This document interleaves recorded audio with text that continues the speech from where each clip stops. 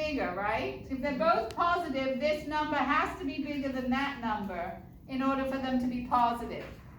So we are at the 95% confidence level sure that the ratings for the small ships are higher than the rating for the large ship, between 2 and almost 6 points, right? Higher. What could we do about that as a manager of the cruise company? So the big ships maybe need, now, and it might be that I said that we don't get very personal service because it's such a huge ship, right? So maybe we need to do something to make the huge ship seem a bit more personal. Maybe you need I don't go on cruises. Maybe you need I think a ballet, butler. What do you have on a cruise ship? Who helps you? I don't know. Steward. A steward assigned to a small group of rooms who know that you know who you are and can call you by name or whatever, right? But there are some actions that you could take to make your large ship, because we're 95% sure that the population means higher for the small ships, lower for the big ships. So that we might need to take some managerial type actions to make this better for the big ships. If one was negative and one was positive, we wouldn't have to take any actions because we couldn't prove there's any difference between the two, right? Does that make sense? Is that starting to make sense? All right, so we can also do hypotheses testing between two population means. Okay, so we can do lower tail, upper tail, or two tail. Okay, we know this is lower tail by the direction of the arrow in the alternative hypothesis, just like in chapter 9, right? And this is a right tail, and this is a two-tailed test. You remember that, right? That was just what you just did your homework on. Okay, so the way we write a null hypothesis, we are assuming in all cases, our hypothesis is going to be there is no difference. And then we're going to see if we can prove otherwise. Okay, in other words, we're going to say they're innocent unless proven guilty.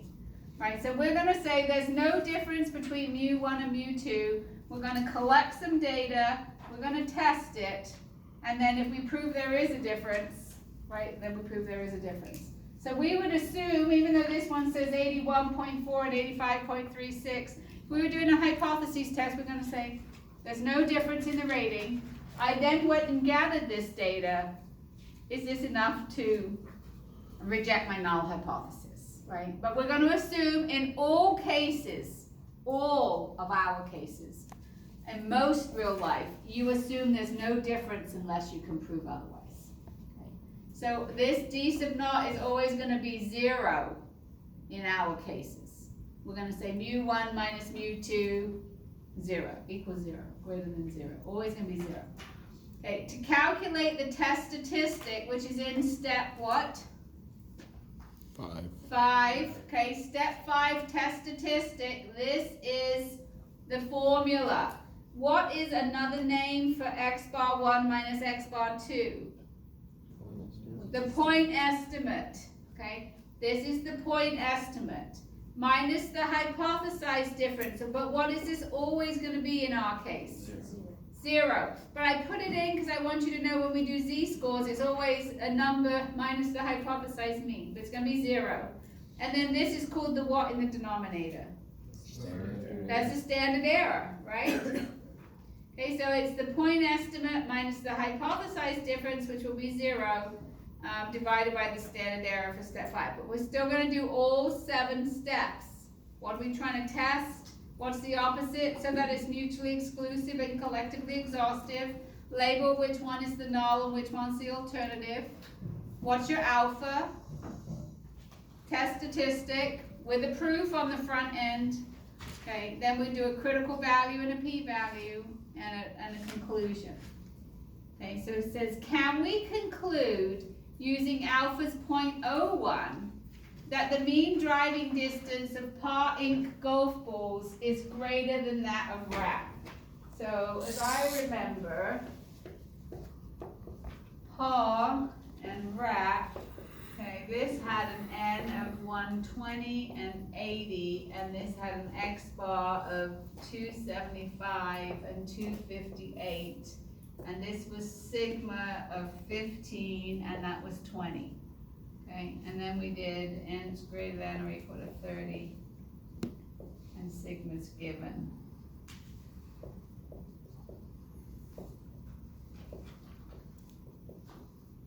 Okay, so it's asking us, can we conclude at alpha's 0.01 that the mean driving distance of par ink is greater than wrap?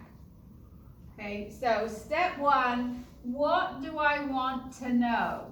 Okay, so step one, this is my population 1, right? Why? Higher means? Because it's got the higher mean. So I want to know if mu1 is bigger than mu2. Do you agree? We want to know if these golf balls go further than this golf ball. Right? We don't want to prove x bar 1 is greater. We know it is. But we want to know if mu1 is greater than mu2.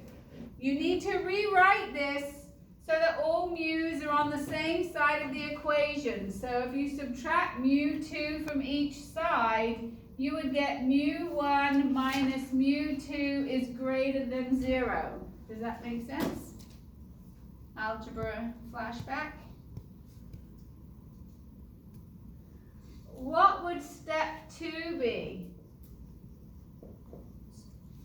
So that they're mutually exclusive and collectively exhaustive.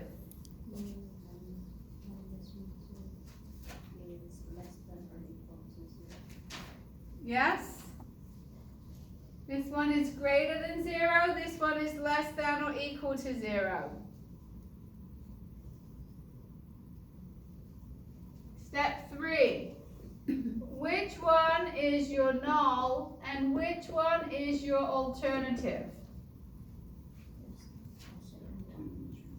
Why is step 2 my null? Because it's got the equality. Very good.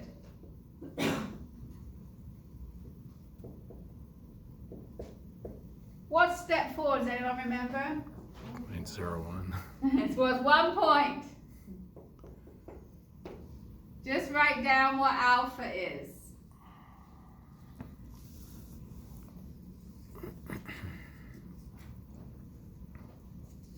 Everybody good so far? Okay, step 5. Right, I mean you can write, I wrote my proof there, but you can, on a test, you can put it here. N is greater than or equal to 30, and sigma is given for both samples.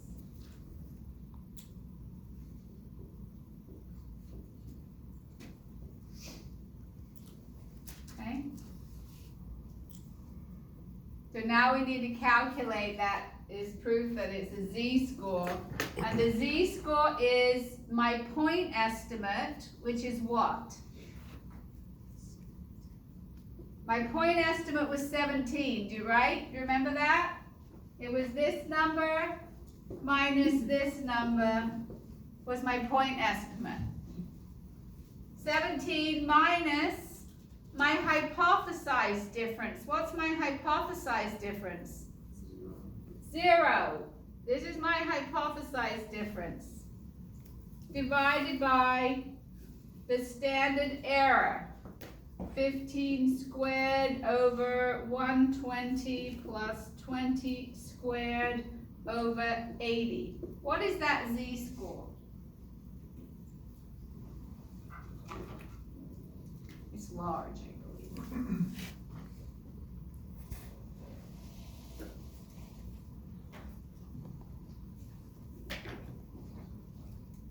What do you get?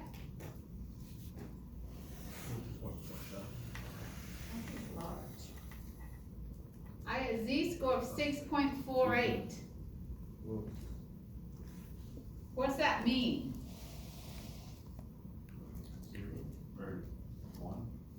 What's 6.48? Standard deviation away from the mean. Uh-huh. So it's saying that this is 6.48 standard deviations above this number, right? Is that likely to have happened by chance? Okay, so let's have a look. Step 6. Let's start with the, which do you like better, the critical value or the p-value? P?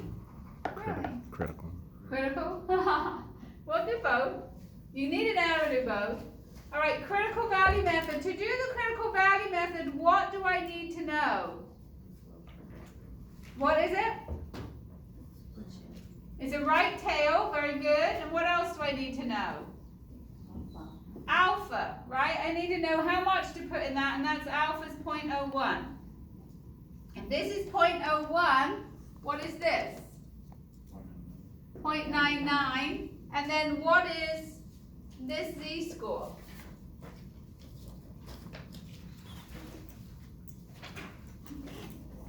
I think if you go like this, the nearest number is this one. Oh, that's not right.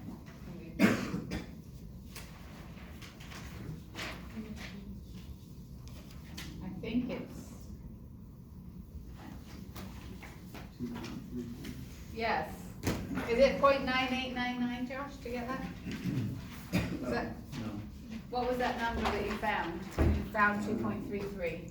What was the number in the table? Was that it? That was 0.9901. Oh, 9901, thank you. Okay.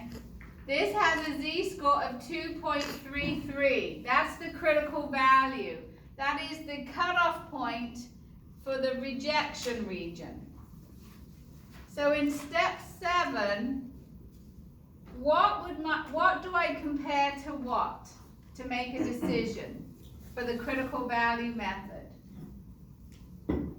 I compare my test statistic to what? To the critical value. Right? I compare this to this. And what's my decision? Yeah, it's way up here, right? It's like 6.48. So I reject the null hypothesis, which says mu1 minus mu2 is less than or equal to 0.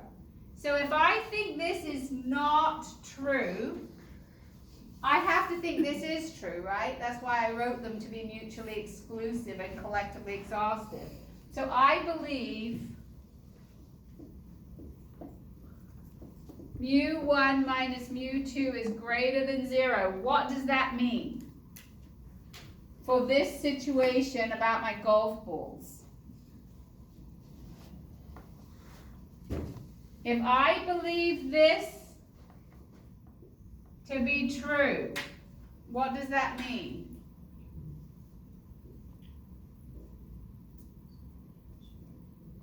Mu1 minus mu2 will give me a number greater than 0. Yours go further, right? It means that mu1 has to be bigger than mu2. The only way to get a number greater than 0 is if this number is bigger than that number. If this is 2 and that's 4, that's not greater than 0. But if this is 4 and that's 2, that's greater than 0. If this is greater than 0, it means that mu1 is bigger than mu2, right? mu1 is larger than mu2. Okay, so at the 99% confidence level, you are able to prove that your ball goes further than the competitor. You can write, marketing people, on our box, it goes extra distance. You can say it on television. You can put in your ad, my ball goes further than this. And I can prove it at 99% confidence level. Right? Maybe even more than that. Questions about the critical value method? Or I do the p-value method. I need to go to I'm going to erase accounting game night and do the p-value method over here. But you still want your come. P-value method. What do I need to know for the p-value method? Alpha. Test statistic, 6.48, and that is a right tail. Okay, so I put a 6.48. What's the area to the right of 6.48? Okay, well, if you go in your booklet, the largest number is 3.59, and it has an area to the left of 0.9998. So what do you think the area to the left of 6.48 is, at least to 4 decimal places? I would venture to guess to 4 decimals it's even 1. Right?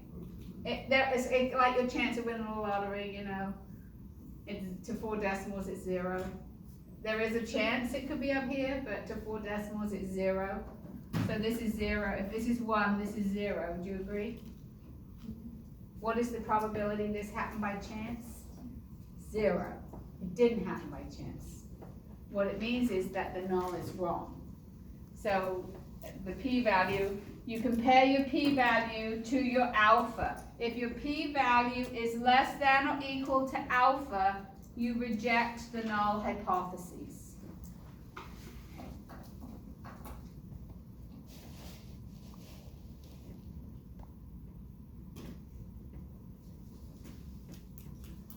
Questions about this? Yeah. So the p-value is 1 or the p-value is 0. The p-value is 0. It's a right tail test. So it's the area in the right tail. And in this case, that would be a 0. Is it almost impossible to have happened by chance? Because remember, a p-value is telling you what's the probability that this happened by chance, given that the null hypothesis is true. Okay? Any other questions? Let's guess what's next. You get to do it. No, two-tail. Well, it could be two-tail. You get to do it. Let's do it. Number 2. Consider the following hypotheses test. So step 3 has been done for you. And then you're going to do all 7 steps. Do all 7 steps and then I'll show you the questions, because I'll show you that if you do all 7 steps, you will have all of the answers to the question. The only thing I need to go down is to tell you what alpha is. Let's start off by. Start by making your table. Yeah, do right. Oh, you kind of got a table. You kind of got the table.